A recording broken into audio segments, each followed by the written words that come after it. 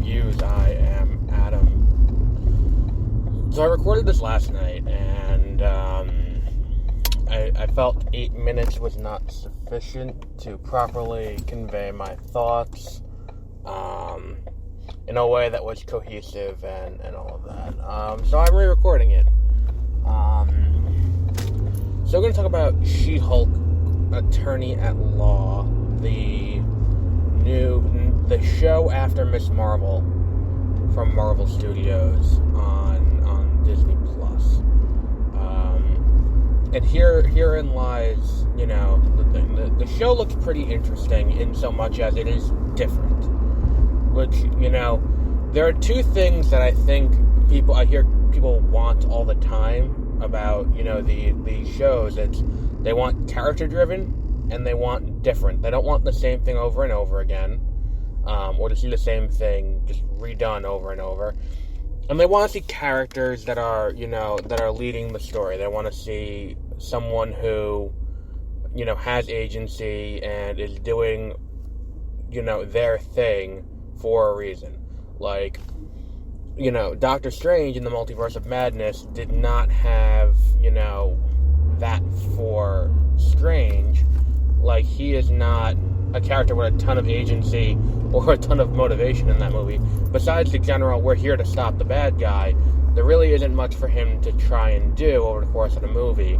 And if you look at like what else has been going on, like Wanda has a mission there. Wanda has a mission in WandaVision. Wanda had every other character kind of has a motive and a motivation as to why they're doing what they're doing beyond just it is the right thing to do, or I am the bad guy and I am twirling my mustache and this is what I have to do to fill my role in the movie. So beyond those two things, it's time to look at what is going on, here. And I think that what it looks like is happening is we're getting a look at She-Hulk in a way that She-Hulk is something totally different and unique. It feels kind of like a female-led version of the Aziz Ansari show Master of None from Netflix, which is kind of how, it's an interesting approach. I'll watch it. Like, it looks kind of cool. Where it's like, it's kind of like workplace and dating sitcom, kind of, but with superheroes. And, they show some cool stuff there. We see Tim Roth, the Abomination,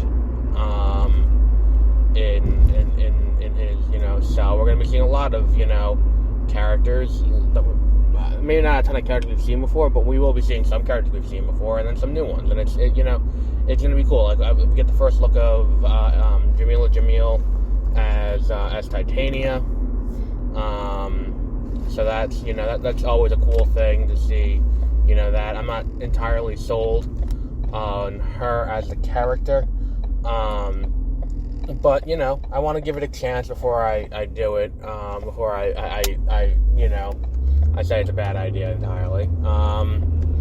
So, yeah, I think that the show could work.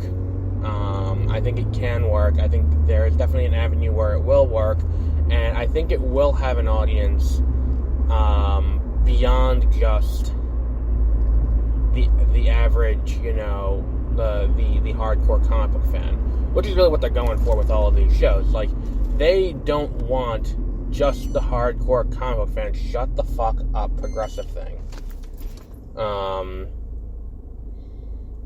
They don't want just the hardcore comic book fans, because there's a reason why the comic book industry is a dying industry, and they move more to movies now because movies make more money.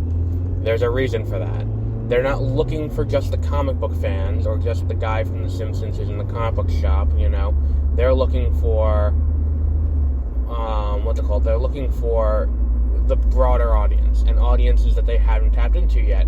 And I think that the audience who's going to tap in, who's going to, watch this show, and at the end of the day, it's a Marvel show. So, like Falcon and the Winter Soldier, like WandaVision, like Loki, less so Loki, but like Moon Knight, whatever they do in the first few episodes is going to culminate in a giant fight between the hero and the bad guy.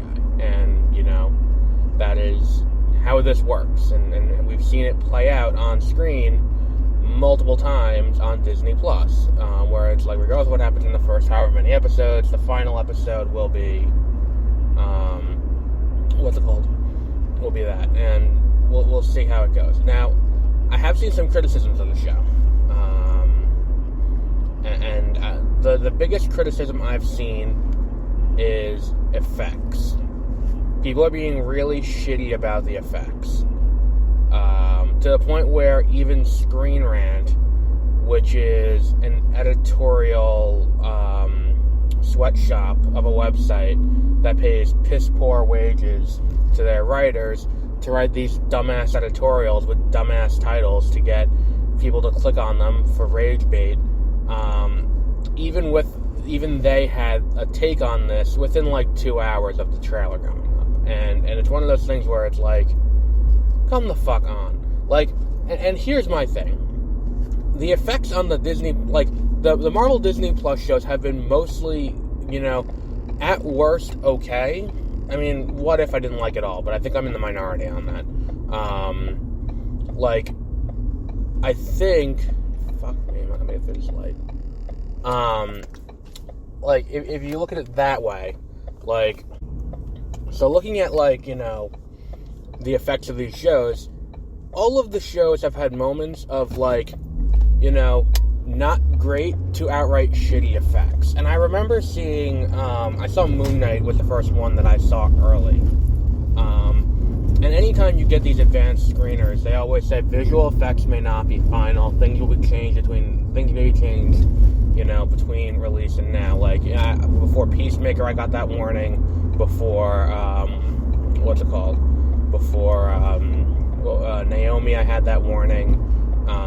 And before this, I had that warning where it's like, these effects are not final and may not be reflective of the final product, and some things may have temp scores and things like that.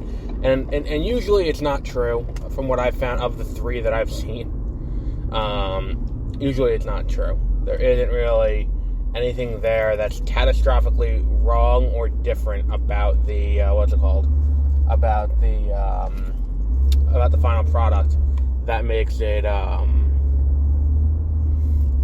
worth watching. It makes it, oh, that's shitty, and then you watch it later and it's like, oh, that's better. But I was hoping for it with Moon Knight, because Moon Knight, they gave us the first 4 episodes, and I watched the first 4, and when the last episode comes and Towret appears in the insane asylum at the end of the 4th episode, I was like, oh, that looks really shitty.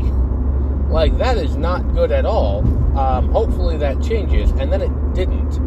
And, the fact that Moon Knight ends with a CGI kaiju fight between two Egyptian gods, neither of which look particularly great, and especially Ammit in that same episode before the fight, when Ammit's just talking to, I think, Arthur Harrow and his followers, if I remember correctly, physically in the room, it's just, the effects are not great.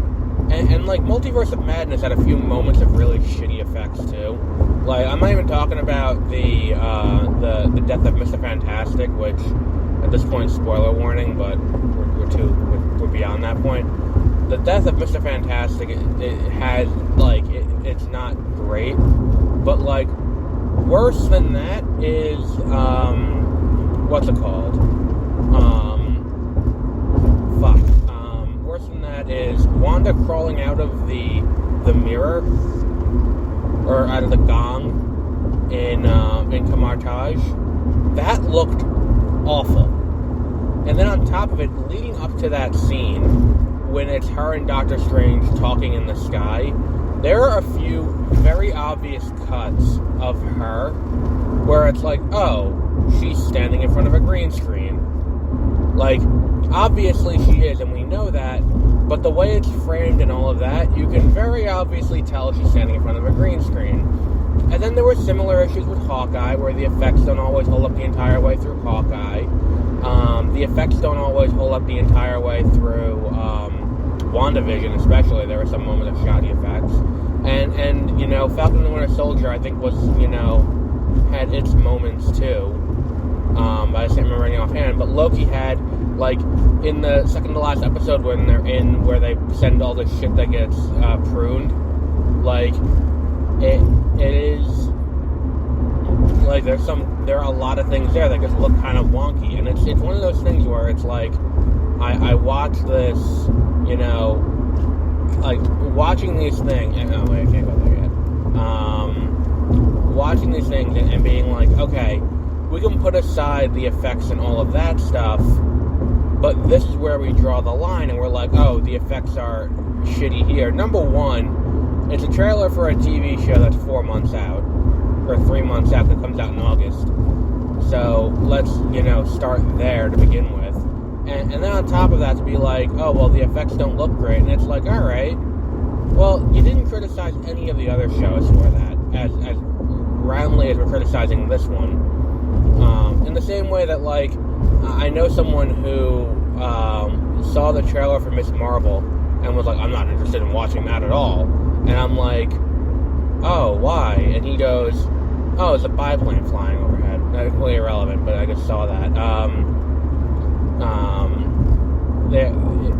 It is, you know, he's like, oh, well, I don't think it's going to be good. And the thing is, it's like, well, what based on the trailer tells you that? And he's like, oh, well, you know, high school, why do I want to watch a bunch of kids in high school? And I'm like, motherfucker, the amount of time I've heard you blow the 3 Spider-Man movies, it's like, you know, Homecoming, No Way Home, and Far From Home, it's like, come the fuck on.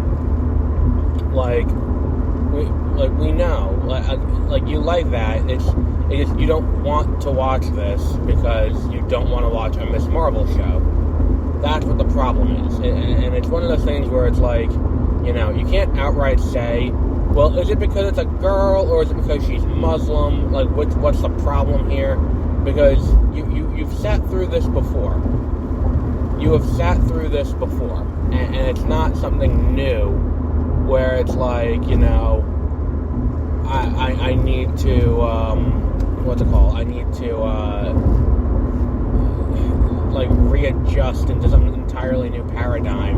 And then it's like, you're also excited about the Spider-Man animated show they're doing freshman year. That doesn't bother you. But, you know, this is the line we're going to say is in the sand. And it's the same kind of thing, where it's like, you know, well, why that? Why is that the line in the sand that we will not cross? Why is that the Mason-Dixon line? And the issue is, you know, I don't understand that, you know, it just doesn't make sense to me, besides the race issue. And the same thing goes with, you know, with She-Hulk. Why is She-Hulk the only show to get criticized for this? Because I didn't see any criticism of the visual effects in WandaVision, or not WandaVision, in Multiverse of Madness. I didn't see any criticism of that. But we get criticism of, wow, that's fucked up, I just watched someone litter. This is where we're going to say, this is where the issue with the visual effects are.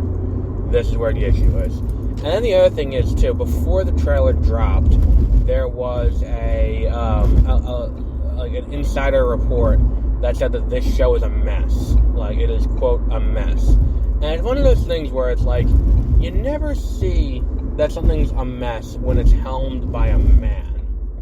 And it's like, this, like, She-Hulk is about women and by women, by and large. There may be a man in the, what's it called, in the writer's room. I'm not 100% certain of who's staffing the writer's room. I know Dana Schwartz is on it, and she's done some good work. But she's also been kind of antagonistic towards entertainment media in the past. So I think that, you know, doesn't help your press coverage. But, like, saying the show is a mess, like, oh, an insider says the show is a mess, it's so weird to me that happens, when it's like, we don't see that about other things that actually are a mess. Like, you know, and when you hear something is a mess, it usually means production is disoriented, production doesn't know what they're doing, and there are major issues about what can and can't be done, in what's it called, in the, you know, in the the world. And what it is, like, we didn't hear that about, about Justice League.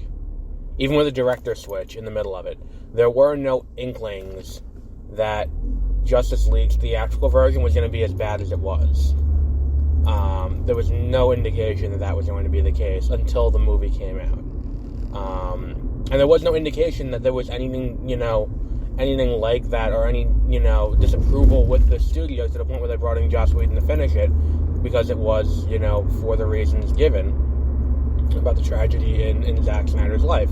At the same time, there weren't reports of that on The Rise of Skywalker, which was recording audio for it up to 3 weeks before release. And trying to fix the story up until the literal last possible second they were doing posts on that movie to try and make it work as little as it did. It's like you never hear it about things that actually are a mess. You do hear it about things, again, this isn't the turning lane, this is the shoulder.